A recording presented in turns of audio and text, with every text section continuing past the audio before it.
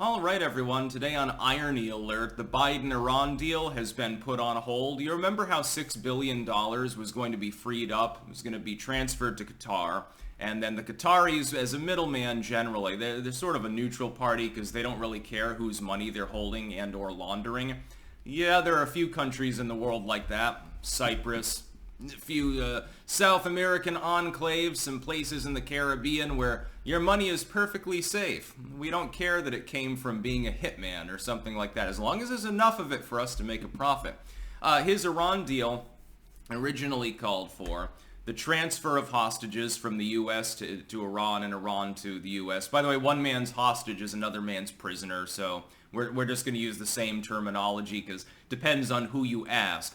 And so the United States got back some civilians in exchange for sending mainly terrorists to Iran. It was a lopsided deal on its head. Then Biden sweetened the deal just to speed things up and say he created a deal at all and said, well, okay, $6 billion, we're just going to make sure you can only use it for humanitarian aid. Now, the COPE originally post-Hamas attack, so we're talking some days ago, was that the Iran deal didn't have anything to do with it. The money hasn't been dispersed yet, which is true. I mean, yeah, at this particular moment, unless Iran decided to cough up $6 other billion because money is fungible and give it to Hamas, or $6 billion worth of weapons or whatever that they were holding, that they trafficked in from Ukraine or whatever, which wouldn't be traceable because it doesn't have anything to do with the $6 billion specifically in the Qatari accounts.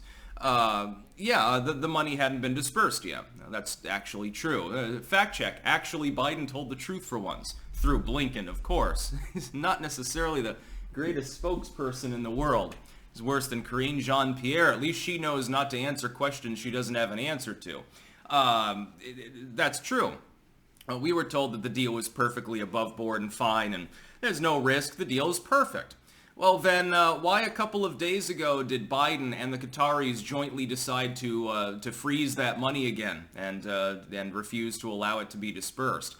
That's funny because 24 to 48 hours before, Blinken and all of these others were saying Iran had nothing to do with this probably, and the Iranians have said that they weren't involved, and that's good enough for us. Again, think what you will about the current situation. I'm not Team Palestine or Team Israel. I'm Team America, as you may have noticed. But Iran is known for funding militants in certain parts of the world. This has been going on for a while. Sometimes it involves U.S. investment money, it seems. Why would the deal be frozen if it had nothing to do with the attack? I mean, so you're not implicating Iran directly. And the deal was perfect. And, you want to normalize relations because Biden's such a friggin' genius at diplomacy with the Middle East, of course, and we've seen this before in his administration, his stewardship, rather. Then why was the deal frozen? Anyone want to explain to me exactly why that happened? I was told that it was no threat. When the Iran deal first went through, they called you a conspiracy theorist if you had any problem with it at all. Oh, come on, man. The Iranians ain't gonna do nothing with this money. It's just for fucking humanitarian aid. So building a hospital, again, fungibility of money comes into play, but we'll get past it. If you're building hospitals or, providing for orphans or providing electricity in small villages so that rural people can have modern health care or something like that. Well, that sounds really great until you realize you can just offset the funding and use $6 billion other dollars for whatever you want now that part of your budget has been taken care of. But I was assured that wouldn't happen. That the Iran deal was ironclad and the Qataris had a lid on it. Everything was perfectly fine and the deal was great. And it should be celebrated. Biden is bringing peace to the Middle East by sending money to the Iranians. Of course, it is their own money. It's funny it was frozen in the first place, but it's definitely going to be used for something. And I was told it was perfect. The deal is fine. Breathe a sigh of relief. The adults are back in charge. And then the deal now has been stymied. Well, just a few days before, they were still defending it. It was, again, a perfect deal. And very interesting how quickly things changed. You've seen this a lot from the Biden admin over the course of the last few months. Building segments of the wall that Biden vowed up and down would never be built. Of course, Congress refused to reappropriate the money for other purposes. We had no choice. Well, you did. You could have just kept letting the wall rust out in the desert. I guess Biden decided, hey, more people are concerned about the border than not concerned about it. My polls are going down, so I think that I'll let the Texans put in this meaningless 25 miles of Trump wall, and bizarrely I'll take credit for it while also saying that it won't do anything. That was a little bit of a 180.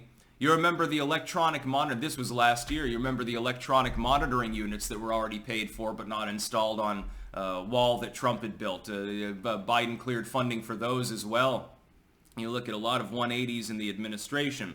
They keep trying to retool things because they keep making mistakes. It's like Afghanistan, when they thought that the withdrawal was going to go fine. Well, man, I'm going to get us out of this forever war. The second, of course, that he got us out of this forever war by wasting a bunch of U.S. lives, leaving behind a bunch of equipment, and collapsing Afghanistan, all of a sudden it was the last guy's fault. Well, man, I wasn't really on board with the deal that I unilaterally kicked back several months, which is why I went through with it even though I was already pissing off half the country by kicking the can in the first place. Over and over and over again, Biden does something stupid. And then the wagons circle. The legacy media is still circling the wagons right now in the Iran deal. Well, it has nothing to do with Hamas or anything like that. Oh, okay, maybe not. Then why is the deal frozen again? What's the point? You said to the Iranians as part of this pledge, as part of this agreement, you can have your $6 billion, you just only can withdraw it for certain purposes, and the Qataris have to give the okay on it.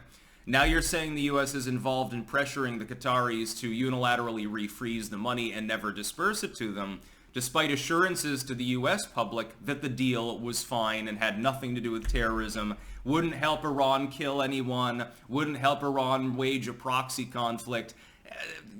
Why change that? And we know why. I'm being rhetorical and smarmy here. It's because of public pressure.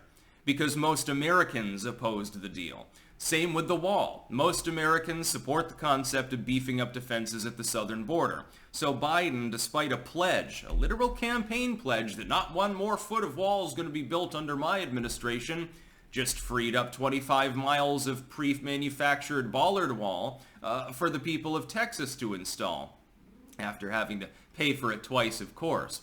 It's basically the two-face regime when you think about it. Say one thing and do another, or do one thing, realize it was a bad idea for logistic purposes politically, and then immediately do a 180 and walk away.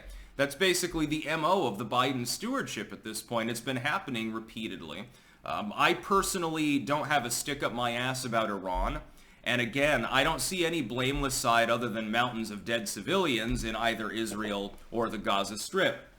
I've got a much more nuanced view of the situation than most, which is why I'll get called Islamophobic and anti-Semitic on the same fucking comment thread, depending on who a person has loyalty to, of course. It's usually not the United States, I've noticed. That being said, if you are going to go through with the deal and assure everyone that everything's peachy keen, probably you don't want to very visibly then go back on that deal and say, well, no, we're altering the terms unilaterally, despite pledging this money to them, and pushing it through while telling the American people everything's perfectly fine. Clearly it's not if you're refreezing the money, because that wouldn't make any goddamn sense whatsoever. That's about all. Peace out.